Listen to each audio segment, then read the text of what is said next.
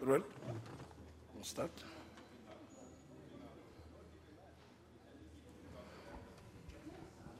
Order number 1, administration of oath. Order number 2, communication from the chair. That communication is coming soon. Order number 3, messages. Order number 4, petitions. That message also has not come.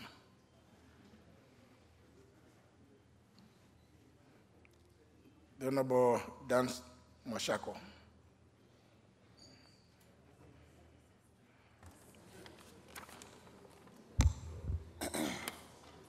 Thank you, Mr. Speaker. I stand to bring the petition on behalf of Taita Taveta residents on the issue of marginalization area as to access resources from the Equalization Fund. This is a petition that was submitted last session and it expired, so I'm resubmitting this petition. I, the undersigned, on behalf of residents of Taita Taveta County, draw the attention of this House to the following.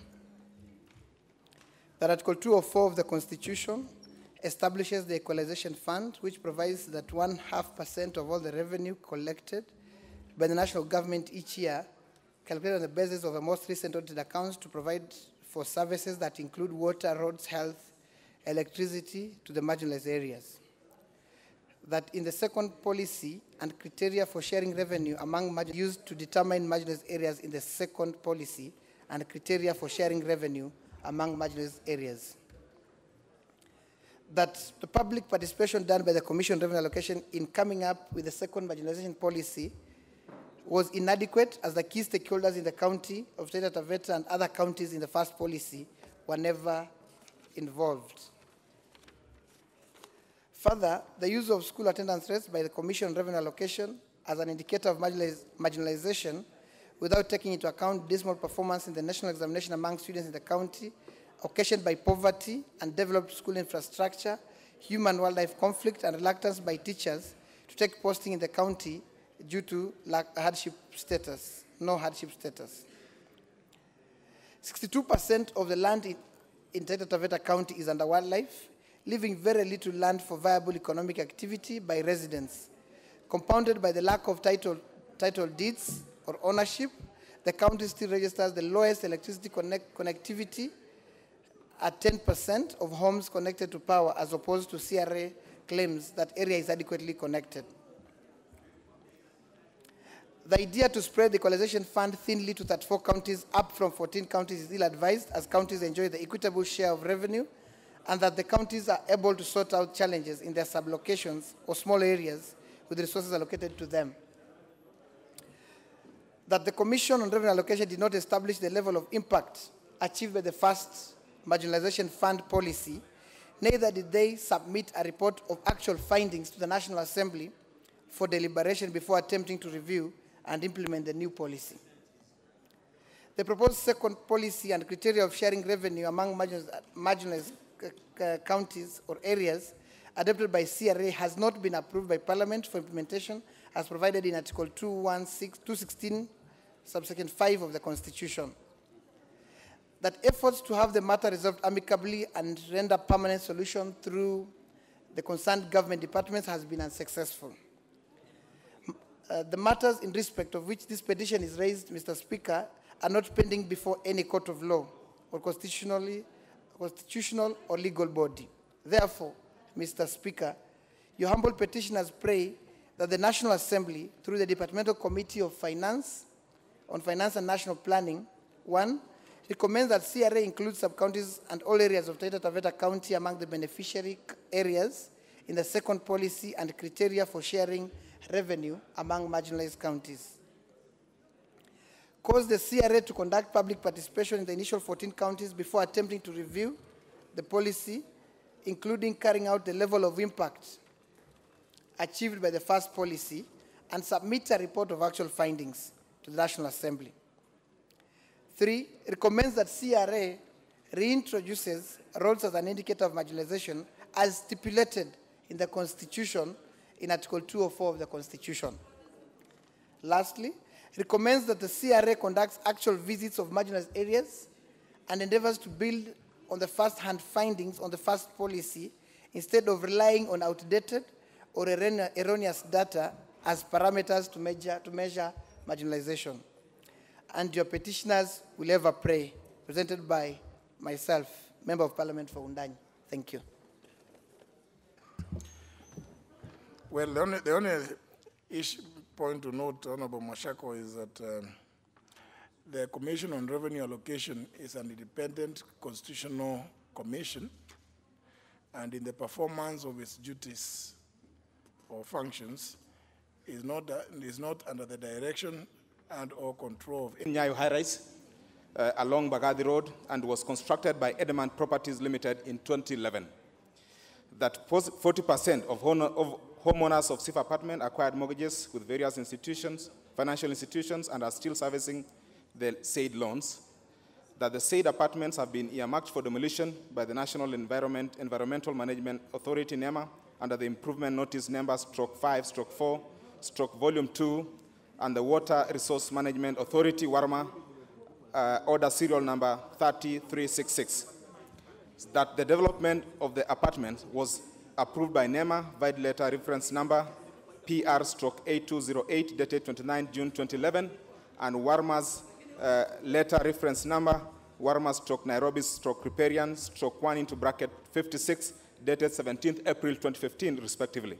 That NEMA and WARMA, contrary to the initial approvals, now alleges that SIF apartments have been constructed on the riparian land, that is along the Nairobi Dam and Gong River, yet the two water bodies are man-made and their management falls squarely within their management. Mr. Speaker, that the impending demolition is against the spirit of the government's Big Four agenda, which aims at ensuring that affordable housing for all Kenyans, and it will affect the individual homeowners who innocently and willfully bought the said houses as investments and never anticipated uncertainties. That efforts to resolve this matter with the relevant bodies have been futile, that issues in respect to which this petition is made are not pending before any court of law or constitutional or statutory body. Therefore, your humble petitioner prays that the National Assembly, through the Departmental Committee on Environment and Natural Resources, one intervenes and recommends stay on the earmarked demolition pending conclusive investigation, and makes any other order or direction that it deems fit in the circumstances of the matter. And your petitioners will ever pray. Thank you.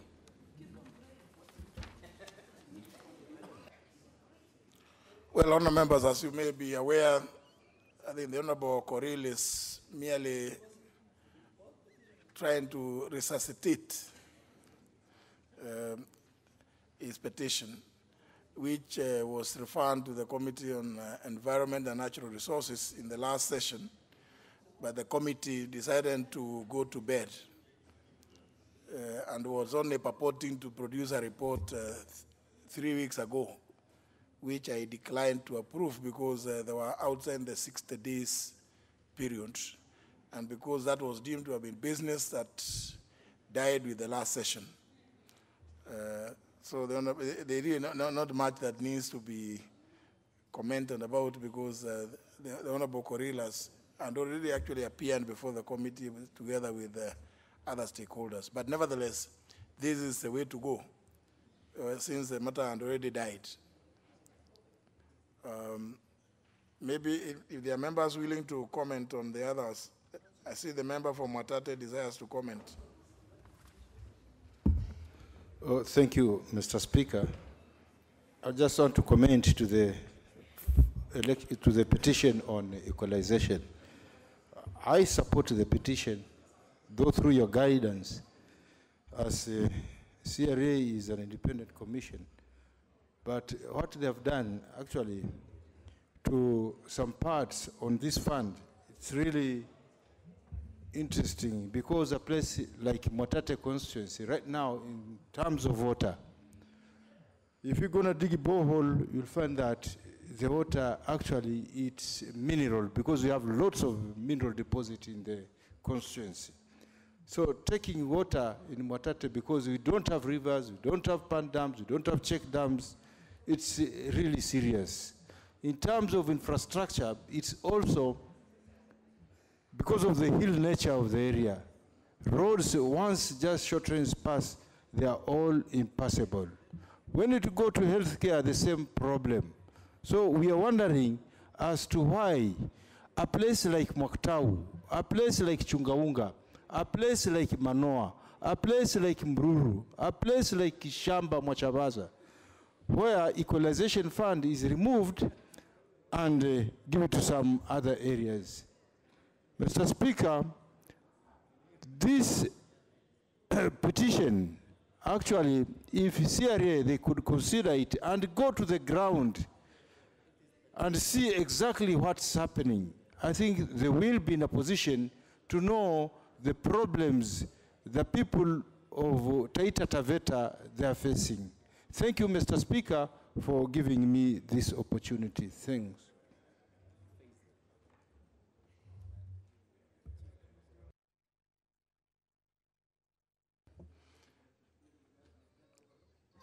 Member for Tiati. Member being Normand, member for Saku. I'm here, sir. You can't have members running up and down I'm in here. the chamber. Mr. Speaker, Mr. Speaker, I was actually going to borrow the Constitution from the clerk's table. Mr. Speaker, while I sympathize with my colleague, member for Wundanyi, in what he stated, and member for Mwatate, I want to state, Mr. Speaker, and I agree with your direction, that CRA is actually an independent body, and I would like to ask and plead with my colleague, Mr. Speaker, is not a birthright for anybody. Mr. Speaker, the first policy excluded Tiati constituency from being a beneficiary of Equalization Fund. It was a comment or seek information on this petition, not about Tiati, this one. No, yes, Tiati is part of the beneficiaries of Equalization Fund in the second policy. And it was erroneous that we were excluded in the first policy. Petition. Just comment, just be relevant. I am being... You are now dangerously going very close to being out of order. Just stick to the petition. Thank you, Mr. Speaker. I was actually commenting on the petition that I actually sympathize with what he's saying, that while he's unhappy with the second policy, some of us are very happy with the second policy, and we are only eager. We are only eager that this policy and this Equalization Fund hits the ground. You know, one of the biggest problems with the Equalization Fund, Mr. Speaker, is the lack of legislative enabling. There is no enabling law. Instead of bringing a law to actualize the Equalization Fund, the Cabinet Secretary decided to use the PFM Act and have a very amorphous body in terms of the board. And without anticipating the debate, Mr. Speaker, I have indeed drafted a bill to address the problems we have in the Equalization Fund. Honorable Kamket and honorable members, please, I do not want a member to rise here and start telling the House and the whole world that they have drafted bills when they have just written letters or expressions of interest. You know, please, this is causing a lot of unnecessary confusion in the country. Honorable Russell. Honorable Speaker. Honorable Speaker, I want to add my voice to 20 years for us to see what will happen within 20 years, whether this fund is really useful or otherwise. I think just down the stream, on the second tranche of the Equalization Fund, is when we are hearing there is a second policy. While I do agree with you, this is a constitutional commission that is protected by the Constitution. I think when they tend to do things by trying to put aside the Constitution, then, Honorable Speaker, I think honorable members are bound to raise these issues through this House. Thank you, Mr. Speaker. Very well. The petition is referred to the Departmental Committee on Finance and National Planning. Let's move to the next order. Order number 5, papers. Honorable Asheli, on behalf of the Liberal Majority.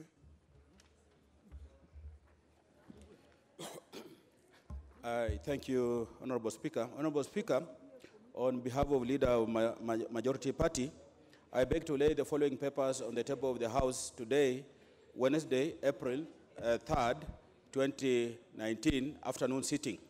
1, report of the border motorcycle transport and security challenges in Kenya from the National Crime Research Center. 2, annual report and financial statements of the Coast Development Authority for the year ended 30th June 2017. 3, reports of the Auditor General on the financial statements in respect of the following constituencies for the year ending 30th June 2017 and the certificates therein. A, Suna West. B, Suna East. C, Nyatike. D, Uriri. E, Kuria East. F, Homa Bay. G, Nyando. H, Mbita. I, Rongo. J, Keyo North. And K, Alego Usonga. I thank you, Honorable Speaker. Chairperson, Departmental Committee on Sports, Culture, and Tourism. Honorable Munyaka. Thank you, Mr. Speaker, sir. Honorable Speaker, I beg to lay the following paper on the table of the House today, Wednesday, April 3rd, 2019. Report of the Departmental Committee on Sports, Culture, and Tourism on its consideration of public petition seeking leave of the House to introduce a private bill entitled the Mau Mau Liberation Struggle Movement Bill, presented by Mau Mau War Veterans Association. I thank you, Speaker. Very well. That is a public petition. According to our rules, if there are any members desirous of making comments, I could allow them to do so, but for only 20 minutes. But I don't know whether they will be doing so from the point of view of the report, having read the report, or general knowledge and information may be picked from the constituencies and villages. I don't see any interest. Chairperson, Departmental Committee on Communication, Information and Innovation, Honorable Kisang. Honorable Speaker, I beg to lay the following paper on the table of the House today, Wednesday, April 3rd, 2019, afternoon sitting. Report of the Departmental Committee on Communication, Information and Innovation on its consideration of Senate amendments to the Copyright Amendment Bill 2017. Thank you, Honorable Speaker.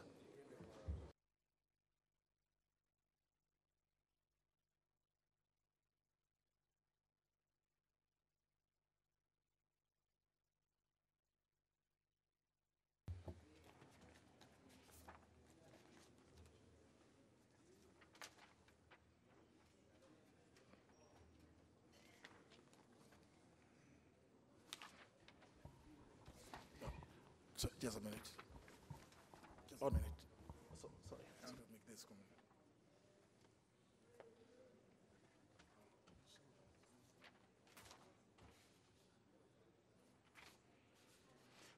Next order.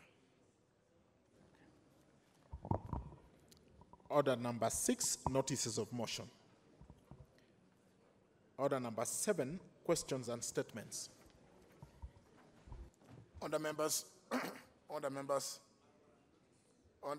Honorable Member for Machakos Town. Honorable members, I did indicate that I was going to make a short communication on the implementation of the paperless solution for the National Assembly. Honorable members, you will recall that on Tuesday, 12th of February, 2019, I issued a communication reminding members to avail themselves for training on our new paperless solution for the chamber. I'm glad a number of members are now quite at ease with a slight technological interruption. Honourable members, I wish to keep the House abreast of the progress made so far. A total of 350 tablets have since been procured and installed with customized applications, which enable members to receive House business documents. Now, those of you, the member for Githunguri and the member for some other place, Kirinyaga Central.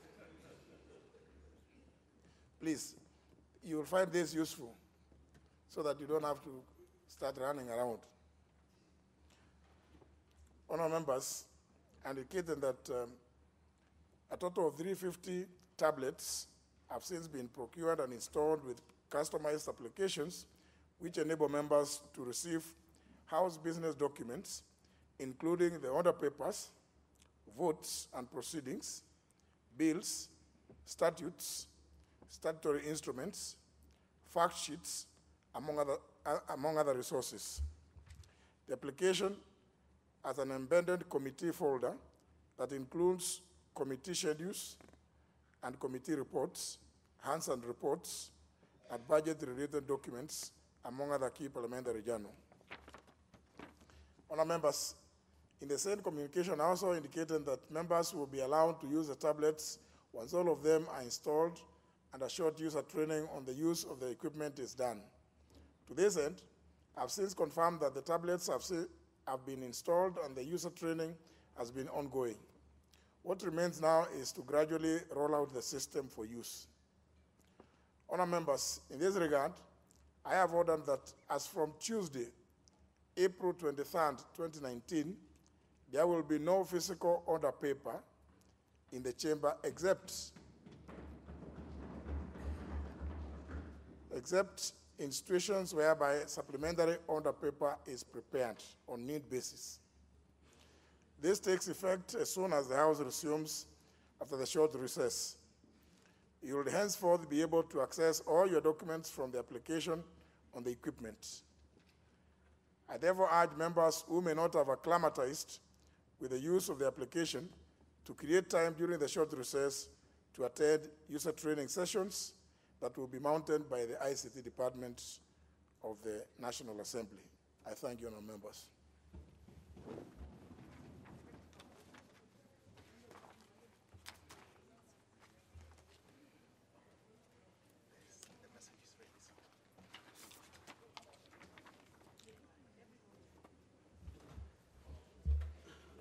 Honourable members, this is a message from the Senate.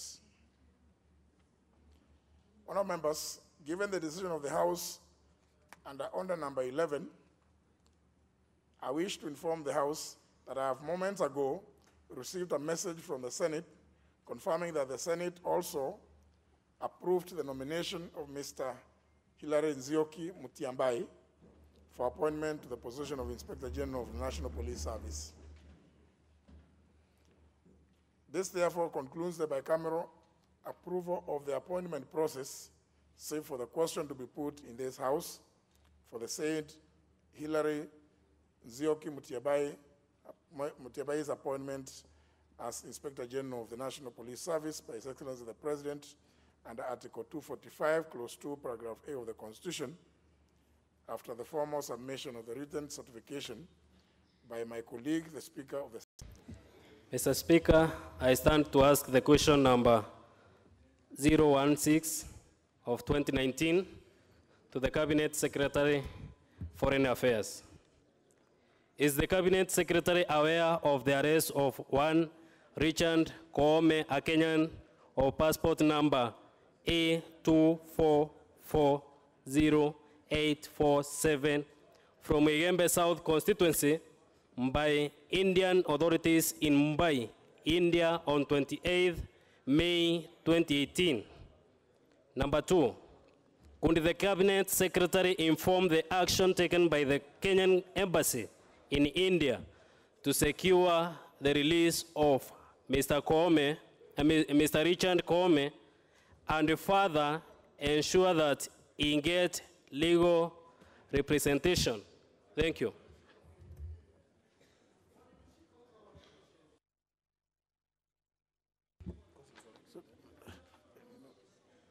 Honourable members, the question is referred to the Committee on Defence and Foreign Relations to prioritize it for response. You also confuse the chair.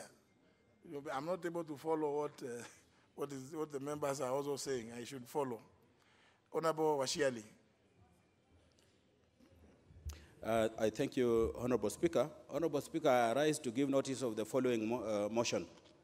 That notwithstanding the provisions of Standing Order number 227, sub-article 2, committal of petition, this House resolves to extend the period for consideration of a public petition regarding the gazettement of the 400-yard strip in Ngong Hills Forest by the Departmental Committee on Environment and Natural Resources by a further period of 60 days from 19th April 2019.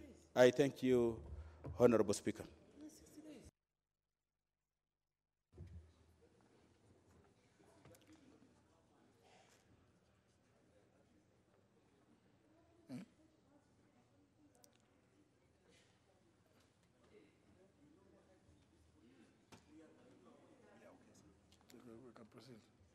Go back to order number 7 then. Next question, honorary question by the member for Kiambu. Thank you, Mr. Speaker. I would like to ask question number 98 of 2019. Could the Cabinet Secretary for Industry, Trade and Cooperatives provide details of his recent public pronouncement on the reduction of the age limit for imported second-hand motor vehicles with engine capacity above 1,500 cc from 8 years to 5 years? 2, could the Cabinet Secretary explain the short and the long-term effects the pronouncements above has on the country's economy? And 3, could the Cabinet Secretary explain whether the Kenya Bureau of Standards Notice number KS 1515:2000 of 2018 on Kenya Standard Code of Practice for Inspection of Road Vehicles has complied with the requirements of the Constitution and the Statutory Instruments Act as it relates to public participation and submission to Parliament? Thank you, Mr. Speaker. Very well. Refer to the Committee on Finance and National Planning to prioritize for a response by the Cabinet Secretary. Next one by the member for Baringo Central. Honorable Julius Kandie.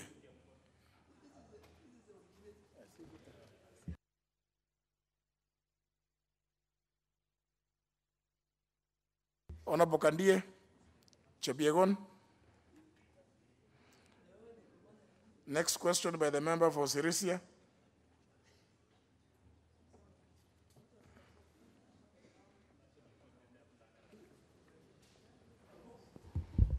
Thank you, Honorable Speaker.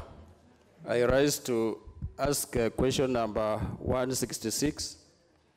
The Cabinet Secretary, Transport, Infrastructure, Housing, and Urban Development. Is the Cabinet Secretary aware that tender for bulk cargo transport through the standard gauge railway was through single sourced? Was through single sourcing. 2, what were the reasons for the award of the tender by single sourcing over other firms tendering? Forms of tendering. I mean, this is written. 3, it's not farms. Could the Cabinet Secretary provide details of the tender award, setting amount of the contract, timeline for the payment, payment and expected revenue for the government? Thank you, Mr. Speaker. I think even that one, what you have indicated here is that could the Cabinet Secretary provide details of the tender award, stating amount of the contract, timelines for repayment, and expected revenue for the government. Very well, and it is referred to the Transport Committee to prioritize. The next question by request, question was by the member for North Imenti, who has requested that it be deferred. But more importantly, part two of your question, Honorable Rahim, had I seen it, I would not have allowed, because at our rules, you do not ask questions about what is written in law. No, what is in the statutes and what is in the Constitution. You don't ask a question, somebody will tell you how it reads, because you are expected to be literate enough when you come to this house. So the clerk's office is advised not to allow members to ask these kind of questions, where you can get the answer by simply looking at the Constitution and going to tell to the villagers what it provides. So that you can't expect the Attorney General to come and read to you what is in the Constitution. So, and I would not encourage chairmen of committees, please, don't allow this kind of thing, because it shows you in very bad light. It's like you only know the read. Next question by the member for Mwingi West, Honorable Nguna.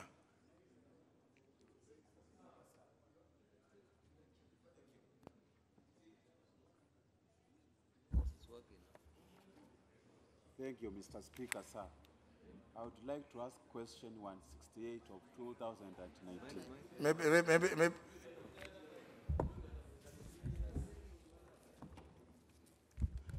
Thank you, Mr. Speaker, sir. I would like to ask question 168 of 2019 to the Cabinet Secretary for Information, Communication and Technology. Is the Cabinet Secretary aware that Kenya Broadcasting Corporation's employees, contracted employees who comprise the majority of staff have served for years without promotion and salary review? 2, is the Cabinet Secretary Broadcast and Library, and indeed studying Order 127 3A with respect to public participation on bills upon publication? Honorable Speaker, my attention has been drawn to misleading information being spread partly by mainstream media, social media, and other individuals regarding the content of my bill, titled the Anti-Corruption and Economic Crimes Amendment Bill, which was published on 1st March 2019 and read for the first time on 20th March of 2019.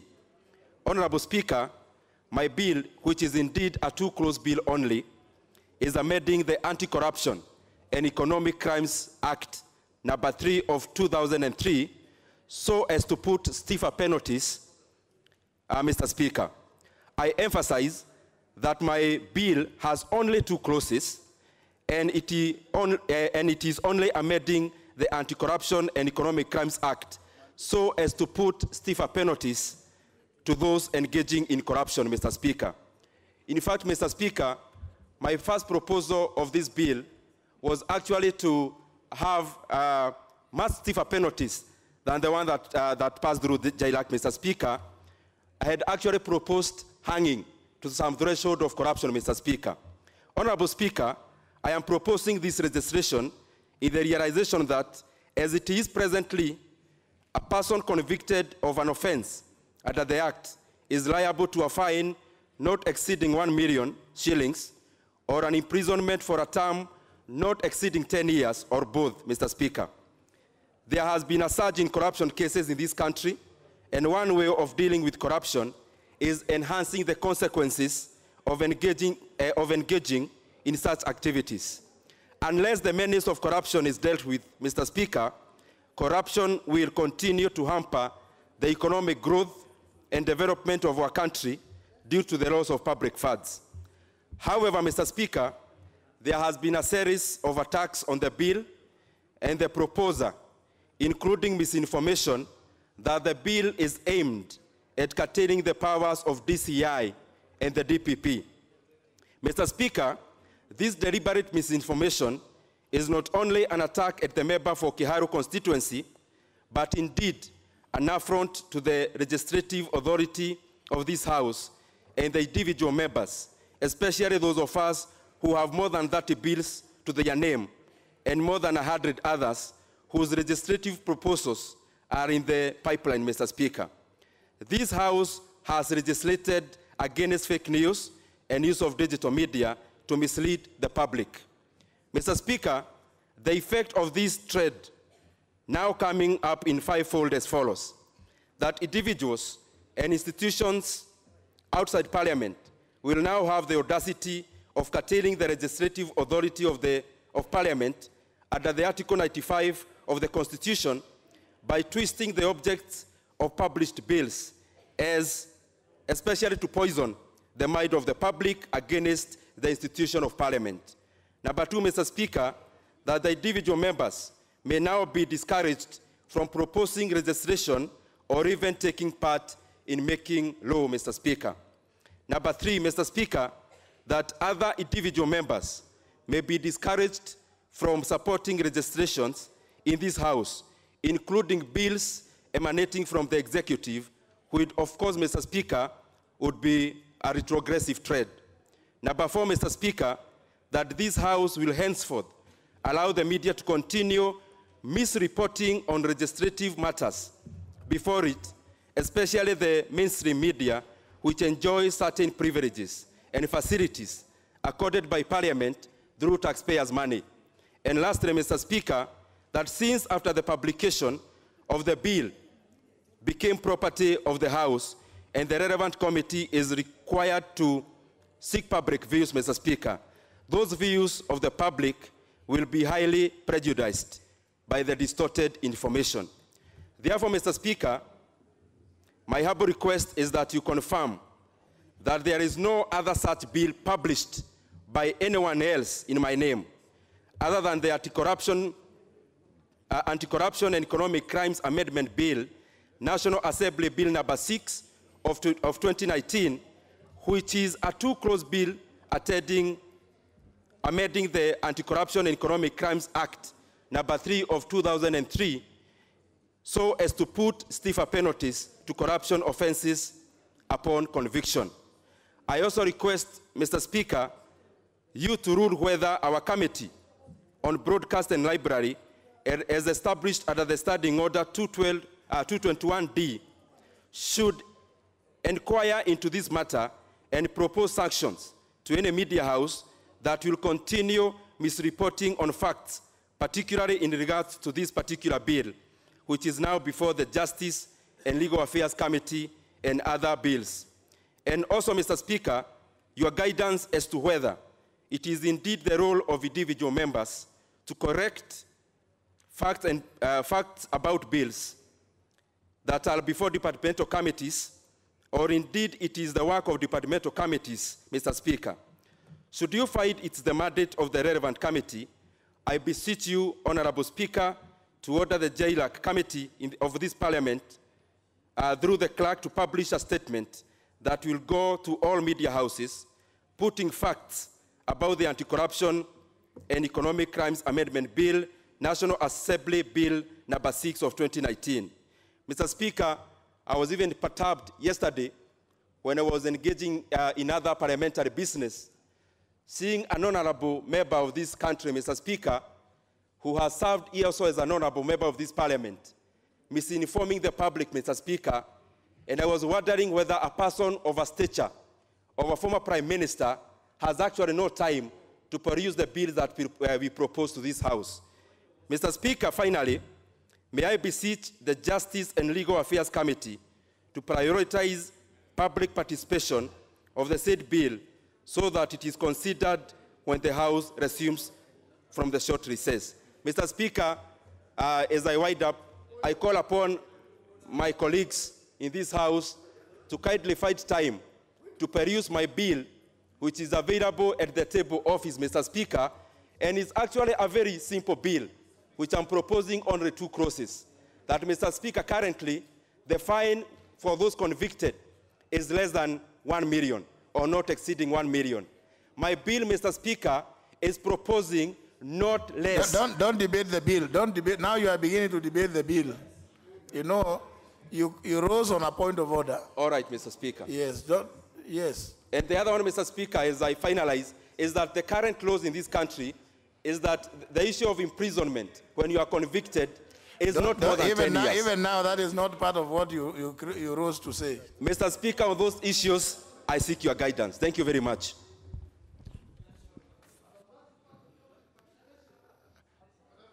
If the member for Eldas could walk slightly faster. I know he has since acquired the title of an elder. Honourable members, I think there's really nothing for debate. There's really nothing for debate. Even those who are getting excited, wanting to rise on points of order, there's really nothing out of order. The member for Kiharu and approached the speaker and the clerk upon being perturbed by media reports that he was proposing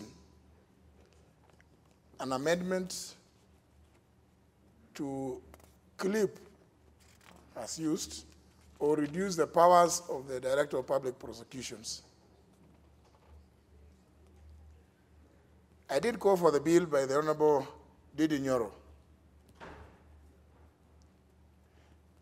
to reduce or indeed affect the powers given to the Director of Public Prosecutions. One will need to propose an amendment to Article 157 of the Constitution. The bill which I have here, to, as it were, designed to character assassinate the member for Kiharu, or even arrogate to him certain great ideas as to amend Article 157 of the Constitution. Because, you know, as you know, the Honorable Peter Kaluma knows, to amend the Constitution will require no less than 2/3. Now, as to what any other person may say there, including the media, what the member for Kiharu required is that there be a correction of that, and more particularly Article 118 of the Constitution. This bill there will be information in the media, seeking views of the public. And the Committee of Justice and Legal Affairs will indicate the date or dates, time or times that they will be sitting to receive views from anybody and everybody who desires to make their views known to the committee. So it will be put in the media, inviting the public to give views on these very minor proposals. So I don't think whether we need to even require the chair of the Justice and Legal Affairs Committee to explain what they are doing, because it will be known. We work in the open. The committees and the plenary is open. So the media do not need to second guess what is happening. They can just appear before the Justice and Legal Affairs Committee or even walk into the table office and they will get copies of this bill in abundance. And should they have difficulties reading, I will recommend to them that the Honorable Emilio Diambo can interpret what is suggested by the member for Kiharu, just in case they may not believe the member when he reads the memorandum of objects and reasons, which is very clear. So the Honorable Didi Nyoro, we do appreciate that, yes, this may have caused you a lot of anxiety because things were attributed to you which you did not. But the blame goes to the media, and we want to ask the media they should offer an appropriate apology both to the Honorable Didi Nyoro and to the National Assembly for wrongfully telling Kenyans about stories which could have been figments of their either fertile or infertile imaginations, as the case may be. So the Honorable Didi Nyoro, you are quite right to seek that clarification and also to clarify to the House and to the country that what was purported to have been from your head must have been from the heads of those who wrote it.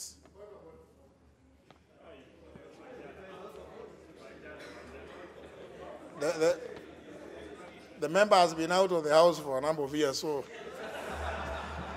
he's remembering what used to happen in the past. But we will encourage him to rise in his place on a point of honor. Honorable Ajala.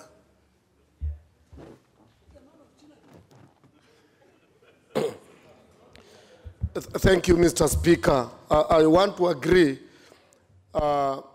with your decision that it is the media who misled the public on Ndindi Nyoro's his bill. And Mr. Speaker, but it's also in public domain that the team nicknamed Tanga Tanga, which he belongs to, has been moving out there, talking on the same issues. And Mr. Speaker, as he wants the media also to apologize to... Out of order. Out of order, Honorable Ajala. You know, honor members, I want to encourage that when we come for the afternoon sittings, please just take lunch, no more than lunch, so that we can be able to conduct business properly. Just do lunch with a little bit of water or light drinks. Member for Kikuyu, what is your point of order? Honorable Speaker, mine is on standing order number 85 on anticipating debate, and I'm happy that you guided the Honorable Ndindi Nyoro on the question of anticipating debate on the bill. However, Honorable Speaker, as much as it may not be necessarily covered in our standing orders, if the Honorable Kainan can stop conversing in a language that I cannot understand behind me. Honorable Speaker, on the question of anticipating debates, and I'm well guided by your direction, but I was hoping and praying, Honorable Speaker, that you would, in fact, direct sanctions against some of these media houses, because the distortion of facts about the bill by Honorable Ndindi Nyoro was not only deliberate, but was calculated, Honorable Speaker. And it is not an affront on the Honorable Member for Parliament for Kiharu. It is an affront on the National Assembly. And as much as you've guided that they should offer an apology to the member for Kiharu and the National Assembly, Honorable Speaker, we have been accused in the past, Honorable Speaker, that we are working on bills that do not exist to increase our salaries, Honorable Speaker. And it is reported in all media houses. We are featured in primetime news on news of bills that are before this House, bills that do not exist. The same case, Honorable Speaker, we had now this incident where a bill that does not exist formed newspaper headlines over the whole weekend. But more worrying, Mr. Speaker, is the trend by ourselves as members of Parliament to take our politicking to another level where we now join the fray. And probably it is us who are encouraging the media to do what they are doing to kill the dignity of this House, Mr. Speaker, as members of Parliament. It is not lost to many of us that we indeed saw and witnessed members of this House who were also debating the purported bill, some in funerals, some in churches, as much as some of them were chased out of some churches sometime over the weekend, Honorable Speaker.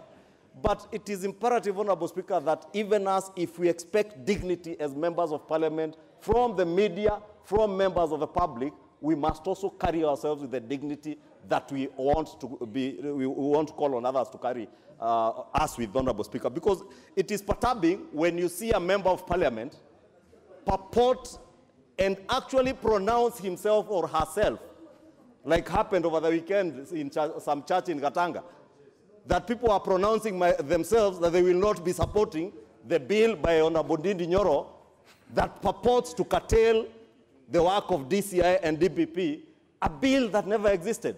I do not know whether these members of Parliament, Honorable Speaker, also don't have access to Room 8, or indeed Google. Make Google your friend. If you can't walk to the table office, just Google the parliamentary website, Honorable Speaker. I myself have not read this bill. When I read about it in the paper on Saturday morning, I think on Sunday morning, I went to the parliamentary website. And on the bills listed there on business, upcoming business, I was able to see a PDF extract of the bill, and I read it. But I was worried when I saw now other members of parliament in funerals. Honorable Ndindi Nyoro has told you, only yesterday, the former prime minister speaking in Mombasa said Ndindi Nyoro is a mwenda wazimu. It is shameful, Honorable Speaker, that somebody of the stature of a former prime minister in this country, someone who, like Honorable Ndindi Nyoro, who can only refer to him honorably as a former prime minister and a grandfather to Honorable Ndindi Nyoro, can call the Honorable Ndindi Nyoro a madman on the premise of something that does not exist. Honorable Speaker, I wanted you also to offer us guidance, and guide us on the premise of us as members of parliament anticipating debate. As much as those who are anticipating debate in churches may not have been anticipating debate on this bill because it did not exist. And I will forgive some of them, Honorable Speaker. The likes of Honorable Maina Kamanda, I would forgive him because he may not have read and understood the contents of the bill. But the likes of Honorable Gladys Wanga, who is well-schooled, well-read, and could read, I do not know what excuse we can give for the Honorable Gladys Wanga. We should not be able to forgive Honorable Gladys Wanga because having been a commissioner of the Parliamentary Service Commission, a well-schooled person and member of parliament cannot be equated in the same category as the Honorable Chair for Cohesion and some committee Honorable Chair, somebody who cannot read and be able to understand what is in bills written in English, Honorable Speaker. And therefore, I want your guidance, Honorable Speaker, on that question of people also taking debate of issues that are before this House, outside of the House, Honorable Speaker. Thank you, Honorable Speaker. Very well, very well. You know, now members, I do not have authority over non-members. I do not have authority over every citizen who expresses their opinion on any matter, either based on facts or rumor or otherwise. So, but for members of parliament, obviously, it is idle. It is idle for a member to go and purport to discuss about a bill that does not exist. But to the extent that the Honorable Gladys Wanga has been specific, yes, the Honorable Jimmy Angwenyi, you are suffering from a similar problem as the Honorable Ajala. Honorable Gladys Wanga. Mr. Speaker, Honorable Ndindi Nyoro on the floor of this House is backtracking on things that he himself said were the contents of his bill. And Mr. Speaker, we are not going to be taken for children here. Because of the heat that that bill has received, he is backtracking on the floor of this House. Because when he was asked at a meeting what the contents of his bill were, he said that that is one of the things that his bill intends to do, to clip the wings of the DCI. And what I said in church, in Gatanga, in Murang'a County, I will not take back. I said if there is intention by the Honorable Ndindi Nyoro, through any bill, to clip the wings of the DCI, we will oppose that bill with the vigor that it deserves. That is what I said. That is what Baba said. Honorable Raila Omolo Odinga, who is a brilliant engineer, by the way, and that cannot be made a subject of ridicule on the floor of this House by Ndindi Nyoro, Amia Ndindi Nyoro, or Kimani wa Ichung'wah. Baba will not be made a source of ridicule on the floor of this House that by people whose intention is really to clip the wings of the DCI. And I want to take exception with the Honorable Ichung'wah for saying that Honorable Maina Kamanda, has no ability to understand bills. This is a member of parliament who's been here year after year. It cannot be said of him that he cannot understand bills by the mere fact that Ichung'wah thinks that he went to Alliance Boys High School. You do not have to go to Alliance. You can go to any other school and then still be wise, old and wise. All is gold, Mr. Speaker. We will not be taken round in circles. Wings of the DCI will not be clipped. DCI, DPP must be led to fight corruption. Those who are involved in corruption must stop. They cannot come and take us for a game here. Very well done. Honour member, you know the Honourable Jimmy Angwen, you are not here when the matter started. So if you start, now you may not know what is in order or what is out of order. Because you just came in when the matter was...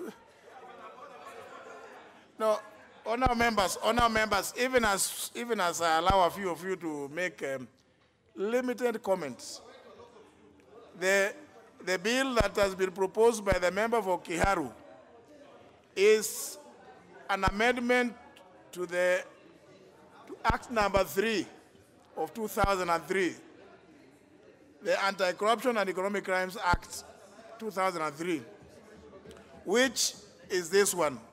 So even if the Honorable Didi Nyoro may have also imagined that this bill deals with the DPP and DCI, whatever that means, it is not. So even if Honorable Didi Nyoro is saying that he thinks by this one, he is clipping any wings, this one does not clip any wing. And in fact, there are no wings proposed to be clipped in this one.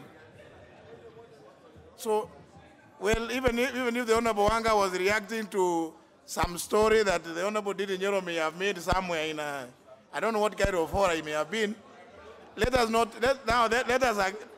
also be guided that the only bill that is here bearing the name of the Honorable Didi Nyoro is this one.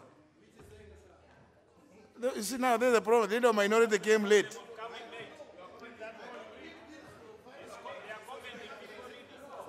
You see, honour members, it is fair that when you make your comment, it must be about this bill, whose main intention is, as I've just told you, in the Memorandum of Objects and Reasons, to increase the penalty for those people convicted of engaging in certain acts of corruption. That's all. Nothing else. Two clauses. Now, this is the one by the Honorable Didi Nyoro. It is, well, we are not going to deal with what is in his head. Now, we only deal with that which has been published. And no, I don't think whether there is any need for us to begin saying, I didn't say this or I said the other. Honorable Nyoro, you want to? 1 minute. Mr. Speaker, thank you for the chance to respond to the allegations from my former comrade, Wanga. Mr. Speaker, I have never, and I want to set the record straight, and we have the benefit of the Hansard. I have never in this house ever talked anything about DCI or clipping the powers of DPP, Mr. Speaker. Mr. Speaker, I also have the privilege to talk about what is in my mind, Mr. Speaker. And I have even never contemplated, Mr. Speaker, bringing such a bill before this House. Mr. Speaker, I want to urge my fellow colleagues, let us not politicize such brilliant bills, Mr. Speaker, that will assist our government in the fight against corruption. And Mr. Speaker, as it was put correctly by Mheshimiwa Kimani Ichung'wah, Mr. Speaker, yesterday I was totally perturbed to see a person of a stature of a so-called engineer, Mr. Speaker, purporting to have read a bill that is actually purporting to have read a bill, Mr. Speaker, from... Honour members, you know, this is not business. You know, honour members, this is not business. We will leave them out. No. Let's go to business. Let's go to business. Honour members, and especially members who are also doing their second term. You know, this is not business. This is not business. So when I see those who are supposed to be experienced, it looks like you are experienced in doing the wrong things, which that experience cannot count. The more reason, yes, because they are first timers, they need more time to speak in the House so that they are not intimidated by the elders. Let's no, please, not on this matter, Honorable Kaluma. Very well. Honorable Kaluma.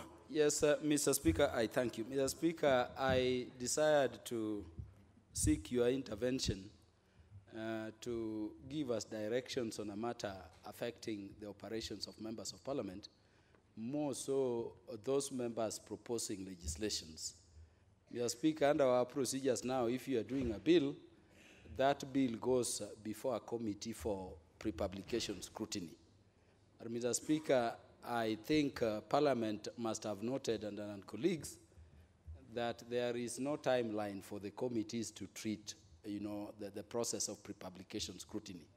So that we have very good ideas, for which a number of colleagues came to Parliament. They took time, developed bills or legislative proposals.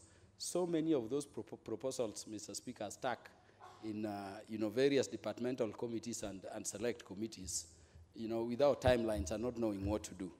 Mr. Speaker, the other issue I've seen in dealing with legislative proposals relates to the parameters of a committee when undertaking the task. Speaker, I've seen cases either when I go before committees or when members or colleagues come before us to discuss with the departmental committees in which we sit how far or what the legislative proposals are about. It is not clear how far a committee goes interrogating the thing with a particular member. So that I was seeking directions, Mr. Speaker. If indeed a legislative proposal is constitutional, a legislative proposal is not in conflict with any law which is properly passed, a legislative proposal is not against public policy, the committees, Mr. Speaker, if you would direct, should avoid a situation in which they are interrogating a bill now on the merits as if we are debating before the Assembly. So there is need for directions from the chair in that regard. Mr. Speaker, the third limb, and I believe this is affecting so many people, is conflict in terms of committee positions on legislative proposals. We've had proposals which initially have to pass through the Budget and Appropriations Committee, Mr. Speaker, to check whether they are money bills or not. But by the time it is coming, for instance, to Justice and Legal Affairs Committee, you are finding the Budget and Appropriations Committee has recommended deletion of a provision which has nothing to do with money or finance, and a provision which may be in the judgment of the relevant departmental committee is at the core of the very legislative proposal. Mr. Speaker, I have in mind a proposal which was brought before Justice and Legal Affairs Committee by the Member of Parliament for Tharaka Nithi County regarding, reconstitution and reorganization of government printing press. But you get the Budget and Appropriations Committee has gone ahead and, specified what that new publication, organization, or corporation being proposed in the bill cannot publish. I think that is going beyond. I was seeking your directions, Mr. Speaker, now that we don't have it in the standing order. Maybe in future we'll be proposing it for the Procedure and Rules Committee. But for now, some indication. I don't believe a departmental committee should constrain a member seeking to move a legislative proposal for over a month, something like a month or even 14 days, so that we can have these things moving. And then those parameters and guidance between the departmental conflicts also be clarified. I thank you, Mr. Speaker.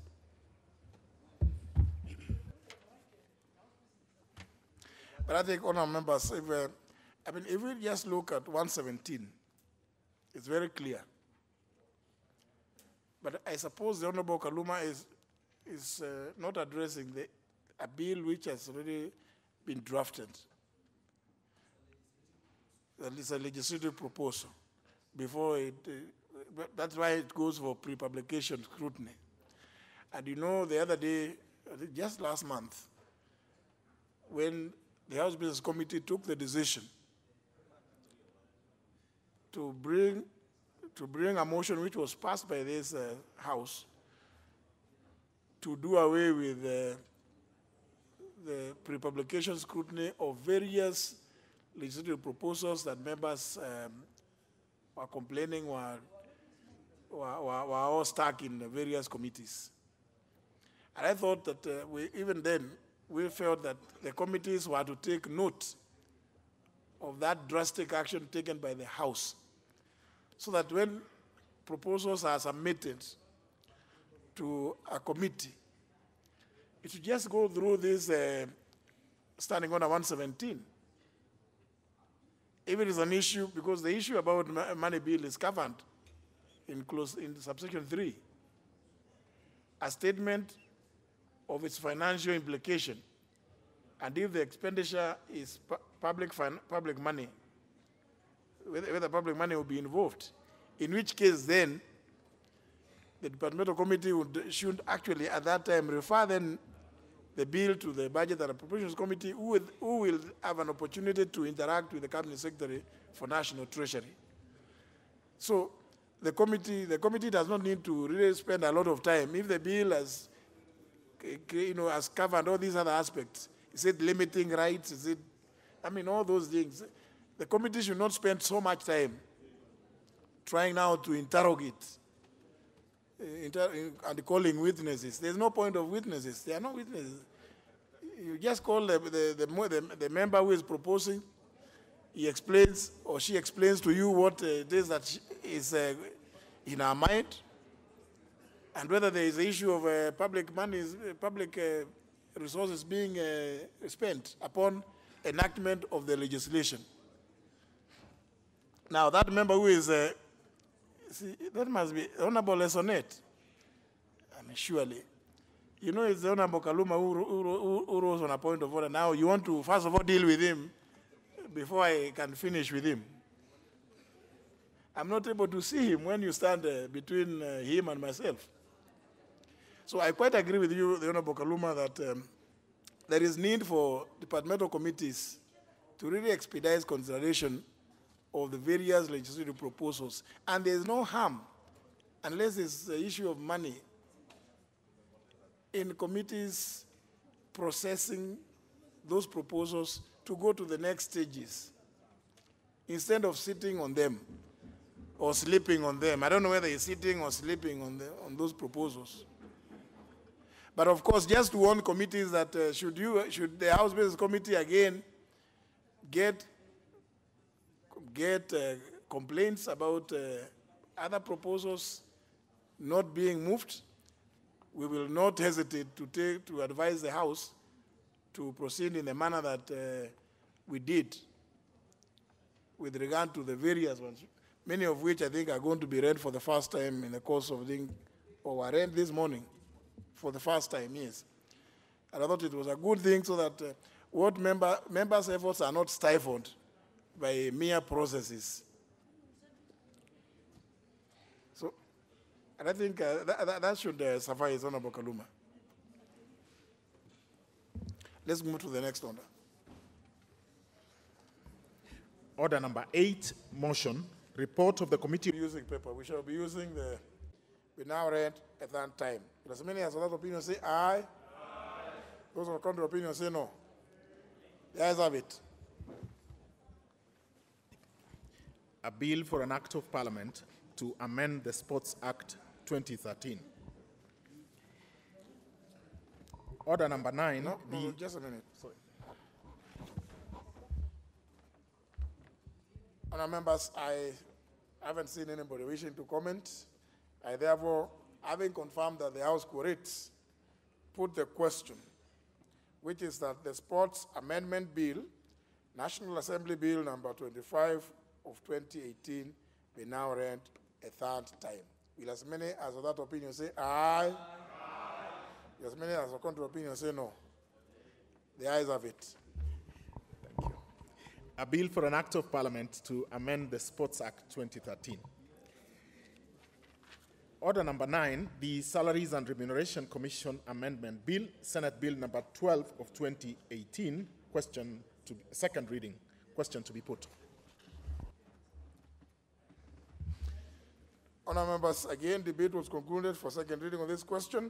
What remains is for this question to be put which is that the Salaries and Remuneration Commission Amendment Bill, Senate Bill number 12 of 2018, be now read a second time. Will as many as of that opinion say aye? Aye. As many as of contrary opinion say no? No. The ayes have it. No, sir. Next. A bill for an act of parliament to amend the Salaries and Remuneration Commission Act and for connected purposes.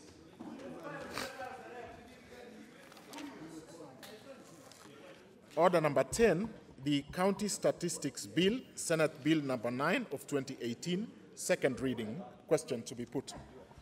Member for Budalangi, if you.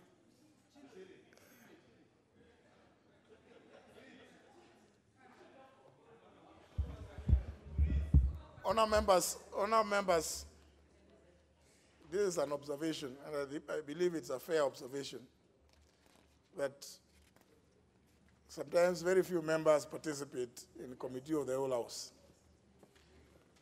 And what normally remains to happen is for the question to be put, and the only members who would know what happened are those who participated in the committee of the whole House. But nevertheless, quite a number are present when the question is put, and therefore they all pass it.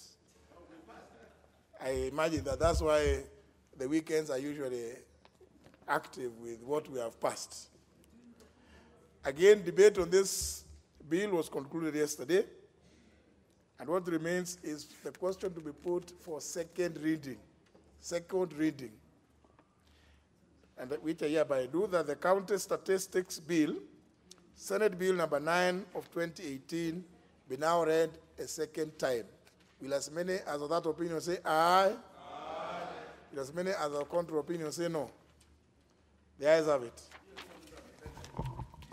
A bill for an act of parliament to provide a framework for the collection, compilation, analysis, and dissemination of statistical information, to establish a county statistics office, to establish the office of the county statistician, and for connected purposes. Next. Order number 11, special motion, approval of the nominee for appointment as the Inspector General of the National Police Service. Question to be put. If this member can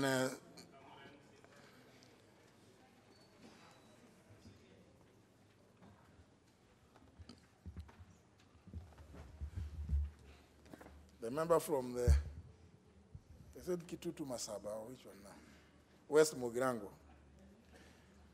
Honour members, I put the question, which is that taking into consideration the findings of the Departmental Committee on Administration and National Security of the National Assembly and the Standing Committee on National Security, Defense, and Foreign Relations of the Senate in their report on the vetting of the nominee for approval as the Inspector General of the National Police Service, laid on the table of the House on Tuesday, April 2nd, 2019, and pursuant to the provisions of Article 245, Clause 2, Paragraph A of the Constitution, Section 12, Subsection 1 of the National Police Service Act 2011, and Section 8 of the Public Appointment Parliamentary Approval Act 2011, this House approves the appointment of Mr. Hilary Zioki Mutiambai as the Inspector General of the National Police Service.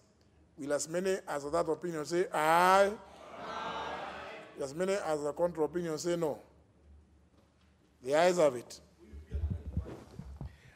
Order number 12, motion, reports on budgetary proposals for the East African Community for financial year 2017-2018 and 2018-2019. Question to be put. Member for Kapseret. See, this is the chamber of the National Assembly. And the member for Kapseret is doing a second term, so he knows. Honour members, I put the question, which is that this House notes the report of the Committee on Regional Integration, on the reports of the Committee on General Purpose, on the budgetary proposals for the financial year 2018-2019, and supplementary budget proposals for financial year 2017-2018 of the East African Community, the EAC Supplementary Appropriations Bill 2018, and the EAC Appropriations Bill 2018 laid on the table of the House on Tuesday, November 27, 2018. Will as many as of that opinion say aye? Aye. Those of the contrary opinion say no. The ayes have it. Order number 13, procedural motion, reduction of publication period for a specified bill. Leader Majority. Mr. Speaker, I beg to move this procedural motion that notwithstanding the provision of Standing Order 120, the House resolves to reduce the publication period of the Statute Law Miscellaneous Amendment Bill, National Assembly Bill number 21 of 2019, from 14 to 5 days. Mr. Speaker, this morning we have read for the first time over 10 private members. Speaker, this is the Order members. Yeah. What? Speaker, the member for Budalangi. Member for Budalangi, if you wish to shake hands with people, make it polite, you know? You are making it very violent. And you know these are honorable members. Yes, and they should know his history. Speaker, so this morning we have read about 10 bills, first reading, which we refer to committees. We also want to refer this to the committee as we go on the short recess. Thank you, Mr. Speaker. Mr. Speaker, I second, and this is a procedural motion, Mr. Speaker. We want to allow the committee to deal with this bill as we proceed on recess. There is really nothing much to say. I just hope the House will agree with us. I second.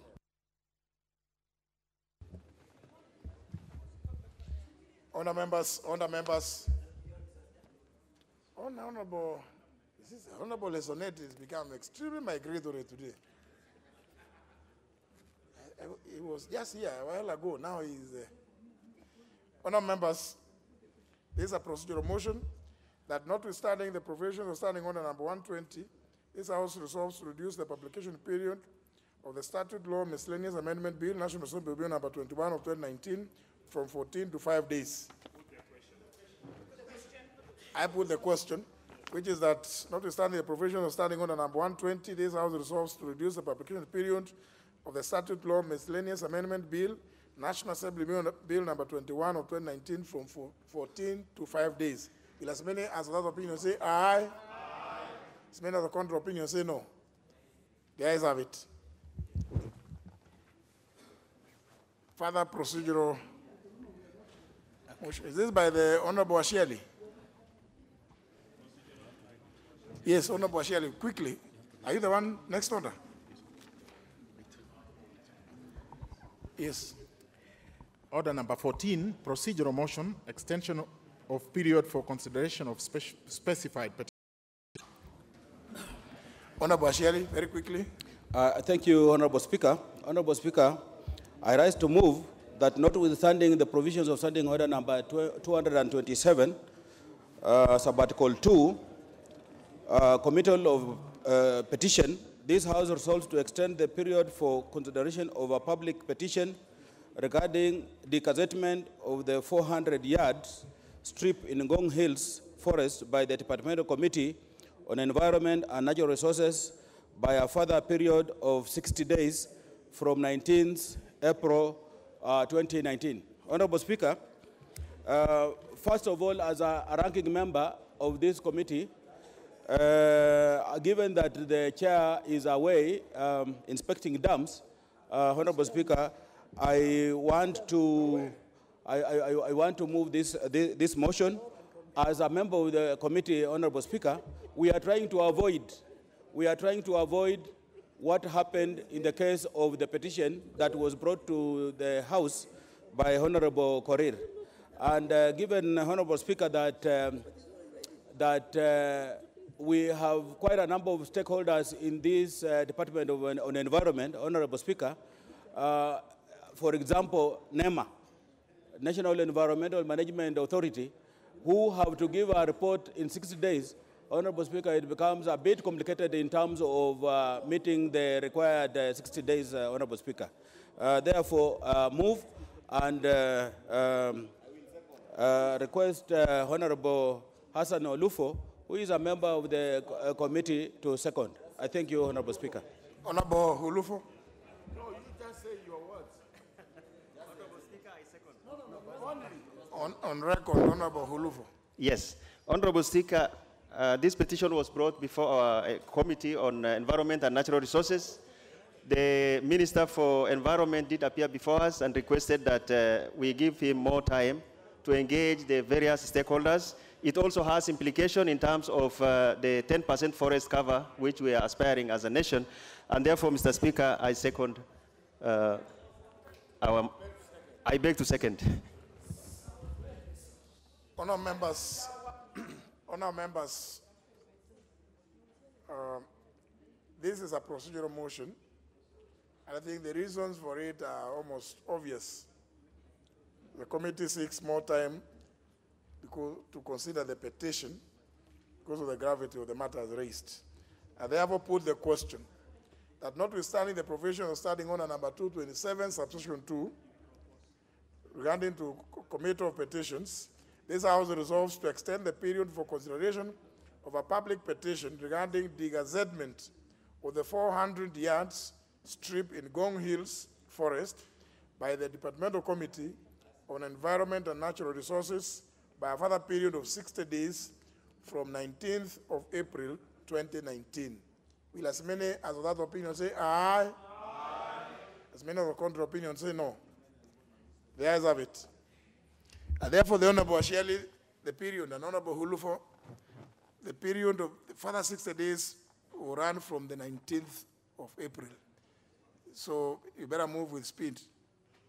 And other committees are also encouraged. If you have petitions where you think maybe time may run out, you are encouraged to come to the House and seek for extension, rather than sit on them and assume that you bring the report and they get approval. They will not be approved. So please be advised accordingly. Next order. Order number 15, the Statute Law Miscellaneous Amendment Bill, National Assembly Bill number 21 of 2019, first reading.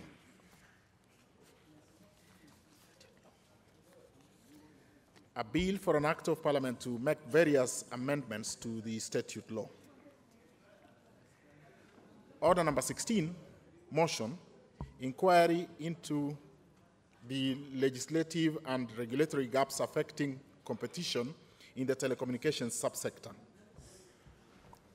Now, honourable members,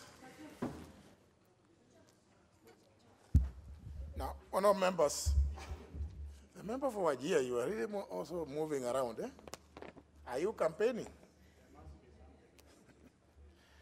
Honourable members, this motion is about the report of a committee. But in the course of the debate, an amendment was proposed, and I think the amendment was seconded. I was following. And therefore, you know, because the question on the proposed amendment could not be put, debate resumed. The person on the chair decided to resume debate on the main report while deferring the putting of the question on the proposed amendment by the Honorable Ishongwa, which I think, did I hear the committee on behalf of the, yes, indeed, I had approved it. It was on behalf of, he moved the amendment on behalf of the Honorable T.J. Kajuang. And I did not hear any opposition from the committee itself.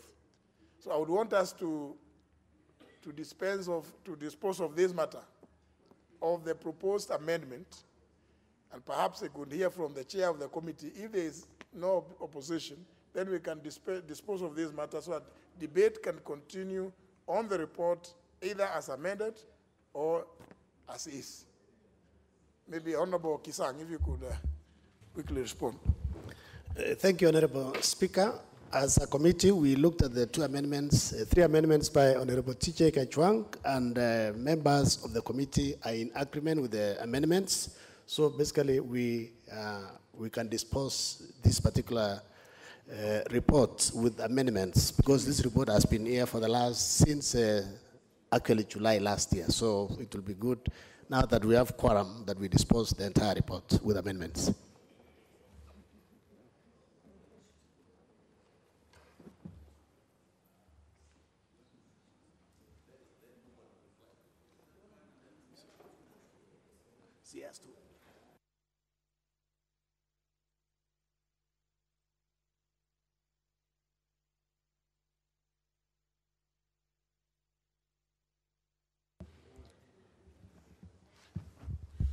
So, honourable members,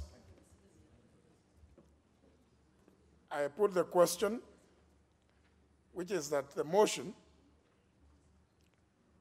be amended by inserting the following after figure 2019. And I quote, subject to A, deletion of recommendation 5.2 Roman 1 under paragraph 102 committee recommendations.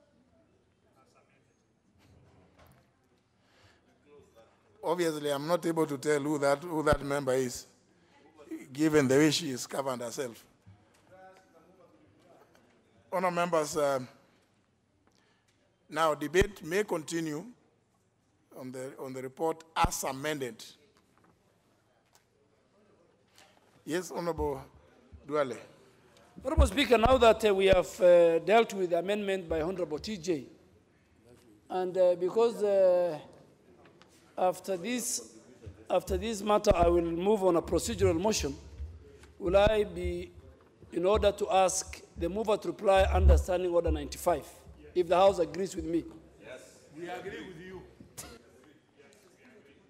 Well, I put the question that the mover be called upon to reply. Will as many as other opinions say aye? Aye. As many as other opinions say no? The ayes have it. Honourable Kisang. Thank you, Honourable Speaker. I beg to reply, and I want to take this opportunity to thank the Committee of Communication, Information and Innovation for their time. This particular inquiry we started sometimes last year, July, and we concluded meeting the stakeholders, and I want to thank all the members who contributed yesterday and today, and I beg to reply. Thank you, Honourable Speaker. Or the inquiry into legislative and regulatory gaps affecting competition in the telecommunications subsector, laid on the table of the House on Tuesday, March 5th, 2019. Will as many as that opinion say aye? Aye. As many as the contrary opinion say no? The ayes have it. Yes, Honourable. Honourable Speaker, I rise pursuant to Standing Order 31 and beg to move that this House do now adjourn and resume its sittings tomorrow, Thursday, April 3rd, 2019, at 2:30 p.m. Mr. Honourable Speaker, noting that the business schedule for tomorrow and the preparation required by the administration of Parliament in order to facilitate the event, I move that the House adjourns to allow that facilitation to take place and make the event success. As a matter of fact, Mr. Speaker, members are also requested to remove vehicles from the front yard, formerly the minister's parking, to allow the preparation. Mr. Speaker, this is a chamber that will be used for the State of the Nation address by His Excellency tomorrow, and I'm sure from the clerk's office to the administrators, these are a very important calendar of the Assembly in line with Article 132, 1B, C, and D. So for that important day in our calendar, I think we want to make sure that everything is in order, and I'm sure now that it's 4:15, we will ask our colleagues to agree with me, and we adjourn the House and allow preparation to take place. I beg to move and ask Honourable Minority Leader Honourable Bandi to second. Honourable Bandi. Mr. Speaker, I second, and I want just to say that really, actually, the clerk wanted us to allow him to prepare for tomorrow's event, which is a very important event for the whole of this afternoon. But because of the businesses that we had, including the approval of the Inspector General of Police, we then asked the clerk to hold resources until we finish the sitting, at least the most critical assignment that we had ahead of us, and then we give space for them to prepare. So I want to just ask my colleagues to support that we adjourn at this stage and allow the staff of Parliament to prepare for tomorrow's sitting. Thank you, Mr. Speaker. I second. Member for which place? Is it Karachuonyo? Is it the member for Karachuonyo? Yes. Honor members, you know, the member for Karachuonyo, I could see he was desirous of going to sit next to the Honorable Mili, but somehow he didn't make it. Honor members, as you all know, understanding order number 31, any member may move that the House do now adjourn, and if in the opinion of the Speaker, the reasons given are neither vexatious or frivolous or an abuse of the proceedings of the House, the Speaker may proceed to put the question without debate. And having been persuaded that the matters, the reasons for which the adjournment is sought also affects the House and is therefore indeed for the orderly conduct of business in the House tomorrow, I therefore put the question, which is that the House do now adjourn. Will as many as that opinion say aye? Aye. As many as the contrary opinion say no? The ayes have it. Honour members,